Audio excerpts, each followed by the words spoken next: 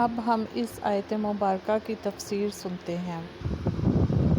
اگر آپ کسی عمارت کی تعریف کریں تو در حقیقت وہ اس کے بنانے والے کی تعریف ہوتی ہے، لہٰذا اس کائنات میں جس کسی چیز کی تعریف کی جائے وہ بالآخر اللہ تعالیٰ ہی کی تعریف ہے، کیونکہ وہ چیز اسی کی بنائی ہوئی ہے۔ تمام جہانوں کا پروردگار کہہ کر اسی طرف اشارہ کیا گیا ہے۔ انسانوں کا جہان ہو یا جانوروں کا، جمادات کا جہان ہو یا نباتات کا، آسمانوں کا جہان ہو یا ستاروں کا، سیاروں اور فرشتوں کا، سب کی تخلیق اور پرورش اللہ تعالیٰ ہی کا کام ہے، اور ان جہانوں میں جو کوئی چیز قابل تعریف ہے وہ اللہ کی تخلیق اور شان ربوبیت کی وجہ سے ہے۔ جزاک اللہ۔ میرے چینل کو لائک اور سبسکرائب کریں۔ شکریہ، جزاک اللہ خیر۔